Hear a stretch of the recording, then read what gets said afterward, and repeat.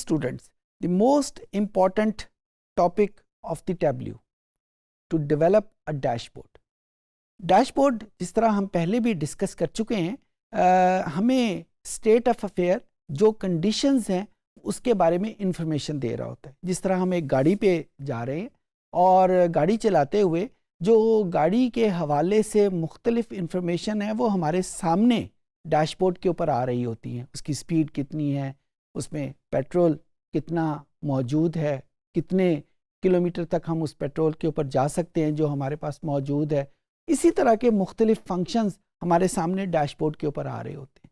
बिल्कुल उसी तरीके से जब हमारे पास एक डेटाबेस मौजूद है, वो भी किसी टोटल सिस्टम को, किसी प्रोसेस को रिप्रेजेंट कर रहा होता है। उस प्रोसेस के मुख्तलिफ पैरामीटर्स क्या हैं, उस प्रोसेस के मुख्तलिफ फीचर्स क्या हैं, इस चीज़ को डिपिक्ट करने के लिए हम डैशबोर्ड यूज़ करते हैं।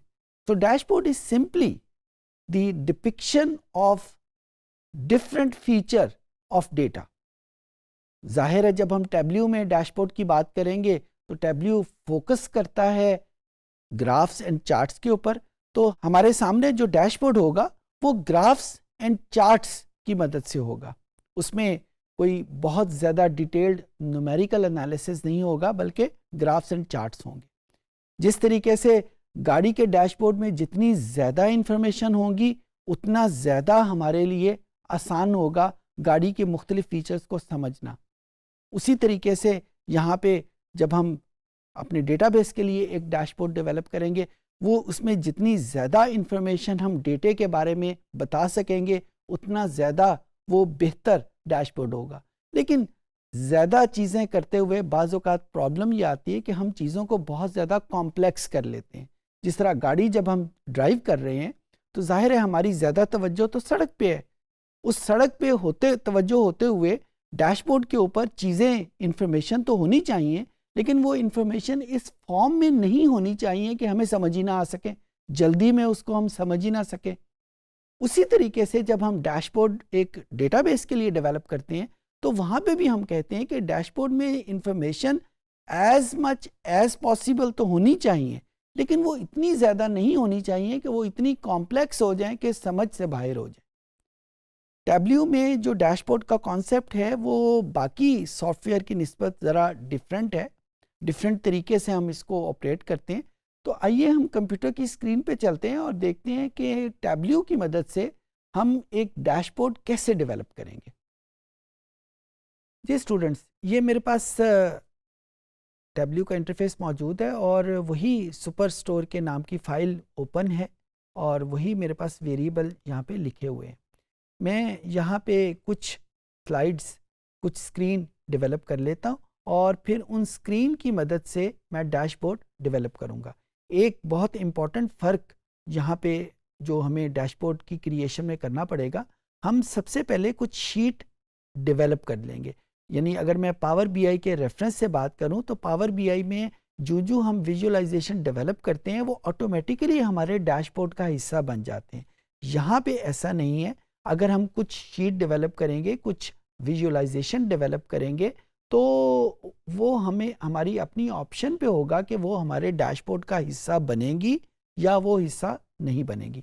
यहाँ पे मेरे पास, अगर आप यहाँ पे बॉटम में देखें, शीट 1 के नाम की यहाँ पे शीट ओपन है और मैं यहाँ पे एक कैटेगरी और उसके प्रॉफिट का एक विजुअलाइजेशन डेवलप कर लेता हूँ। यानी एक शीट के ऊपर, अभी जिस तरह पहले भी आपसे डिस्कस किया था कि एक शीट के ऊपर हम एक से ज़्यादा ग्राफ नहीं यूज़ कर सकते।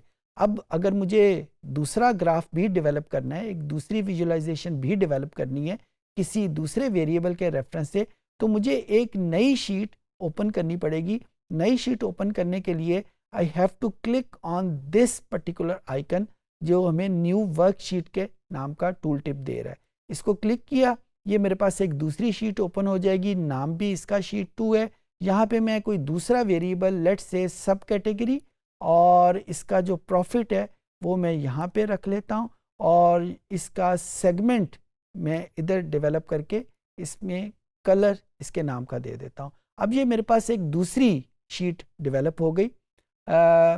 फॉर क्रिएटिंग अनदर शीट मैं यहाँ पे थर्ड शीट डेवलप करूँगा और यहाँ पे मैंने मैन्युफैक्चरर यूज़ कर लिया, इसको मैंने डिस्काउंट का नाम दे दिया।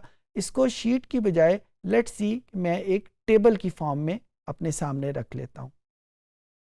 और जब ये 3 शीटें मेरे पास आ गई, अब उसके बाद I am ready to develop a dashboard. अच्छा, डैशबोर्ड करते वक्त ये जहाँ पे शीट्स डेवलप हो रही थी, यहाँ पे ये जो आइकन आप देख रहे हैं, this icon is specific for creating a worksheet.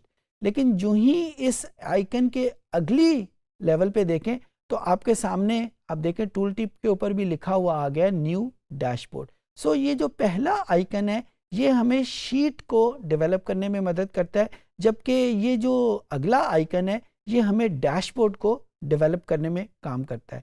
तो डैशबोर्ड हमने डेवलप किया, जो ही डैशबोर्ड को क्लिक किया तो आप ये देखें कि ये तीनों शीट्स जो हमने यूज़ की थी वो यहाँ पे मौजूद है। हमारी अपनी मर्जी है, हम जिस मर्जी शीट को अपने काम में ले आएँ, बाकी शीट को यूज़ ना करें।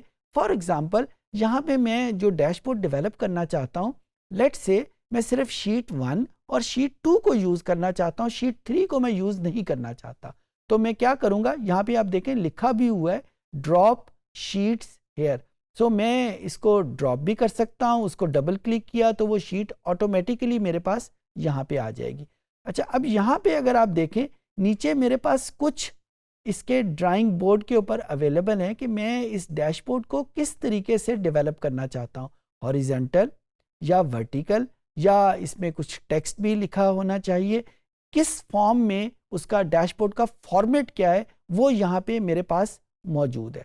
अब दूसरी शीट भी मैंने इसको क्लिक किया तो अब ये देखें कि ये ऑटोमेटिकली मेरे पास वो दूसरी शीट इसी बोर्ड के ऊपर आ गई। सिमिलरली अगर यहाँ पे मैं कोई तीसरी शीट को क्लिक करूँगा तो ऑटोमेटिकली वो इस डैशबोर्ड के ऊपर आ जाएगी और उसकी जो ड्राइंग है या जो उसका फॉर्मेट है वो इस वक्त होगा इस पर्टिकुलर ऑब्जेक्ट्स के हिसाब से। मैं इस वक्त इसको सिंपल रखना चाहता हूँ ताकि इंटरप्रिटेशन जो आसान हो जाए। दूसरे मानों में जो मैंने आपको बात कही है कि शीट्स हम पहले स्टेप के ऊपर डेवलप करेंगे, यानी विजुअलाइजेशन हम पहले स्टेप पे डेवलप करेंगे और वंस दे आर देयर फिर हम उनकी मदद से एक डैशबोर्ड को डेवलप कर लेंगे।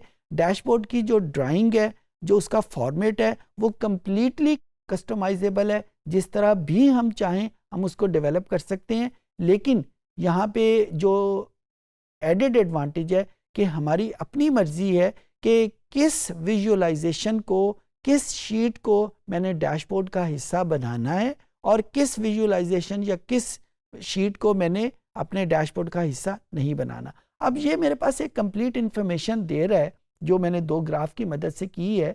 और अगर आप यहाँ पे क्लिक, किसी भी शीट को मैं क्लिक करता हूँ तो यहाँ पे देखें कि मेरे पास कुछ चीज़ें आती हैं, कुछ टूल टिप आते हैं और उस टूल टिप में एक टिप मेरे पास इस फिल्टर की आती है।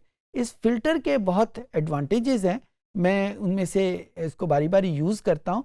इसको मैंने फ़िल्टर को क्लिक किया तो अब इस फिल्टर की मदद से हमारे पास क्या होगा कि मैं किसी भी आइकन को क्लिक करूँगा तो दोनों ग्राफ उस पर्टिकुलर डेटा आइटम के रेफरेंस से सिलेक्ट हो जाएंगे। फॉर एग्जांपल यहाँ पे मैंने जिस चीज़ को सिलेक्ट किया है वो ऑटोमेटिकली यहाँ पे भी आ जाएगी और बाकी हिस्सा इस पर्टिकुलर ग्राफ में डिम हो जाएगा, जबकि इस पर्टिकुलर ग्राफ से बिल्कुल गायब हो जाएगा। सिमिलरली अगर मैं किसी और हिस्से को क्लिक करता हूँ तो आपने देखा कि ये जो लेफ्ट हैंड साइड के ऊपर ग्राफ है उस पर्टिकुलर डेटा आइटम के रेफरेंस से वो चेंज हो गया। दूसरे मानों में जब मैं कोई रिलेशनशिप डेवलप करना चाहता हूँ या मैं ये देखना चाहता हूँ कि अगर मैं सिर्फ इस पर्टिकुलर डेटा आइटम के ऊपर फोकस करूँ तो बाकी ग्राफ्स के ऊपर क्या उसका असर होता है, बाकी जो मेरे पास विजुअलाइजेशन है या जो एनालिटिक्स हैं वो किस हिसाब से चेंज होते हैं वो यहाँ पे पॉसिबल है। सिमिलरली ये जो मैंने विजुअलाइजेशन डेवलप की थी वो इस पर्टिकुलर ग्राफ की थी। जो ही मैंने इसको डबल क्लिक किया तो आप ये देखें कि वो जो दूसरा ग्राफ है वो ऑटोमेटिकली अपनी ओरिजिनल पोजीशन पे आ गया। सिमिलरली यही ऑप्शन मेरे पास इस पर्टिकुलर ग्राफ के लिए भी अवेलेबल है। मैंने इसके फिल्टर को ऑन किया और जो ही मैंने इसके फिल्टर को ऑन किया अब मेरे पास वही फिल्टर यहाँ पे ये मौजूद है कि इसको मैंने क्लिक किया और इसके रेफरेंस से दूसरी विजुअलाइजेशन ऑटोमेटिकली चेंज हो गई। ये वो सारी विजुअलाइजेशन वो है जो सिर्फ इस पर्टिकुलर ऑफिस सप्लाईज के हवाले से मौजूद है। बाकी जो डेटा था यानी फर्नीचर का या टेक्नोलॉजी का वो ऑटोमेटिकली यहाँ से वैनिश हो गया। अगर मैं इस टेक्नोलॉजी को क्लिक करूँगा तो अब यहाँ पे मुझे जो डेटा नज़र आ रहा है वो सिर्फ और सिर्फ इस टेक्नोलॉजी के हवाले से डेटा नज़र आ रहा है। बाकी का डेटा सेट यहाँ से गायब हो चुका है।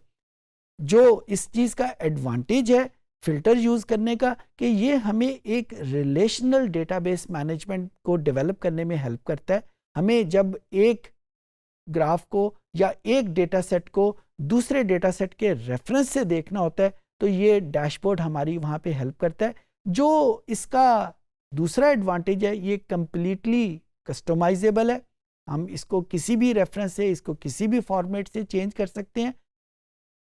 इस सेशन में हमने देखा कि टैब्ल्यू की मदद से हम एक डैशबोर्ड कैसे डेवलप करते हैं। डैशबोर्ड बेसिकली मुख्तलिफ विजुअलाइजेशन का एक रिपोजिटरी होता है, एक मुख्तलिफ रिप्रेजेंटेशन जो हमने डेटा के हवाले से क्रिएट की हुई हैं उनको एक ही जगह पे रखने का नाम है। टैब्ल्यू इसके लिए डिफरेंट फीचर्स देता है। कुछ फीचर्स बहुत अच्छे हैं, कुछ फीचर इतने अच्छे नहीं हैं as compared to other software. तो उम्मीद है कि ये चीज़ें आपको समझ आ गई होंगी।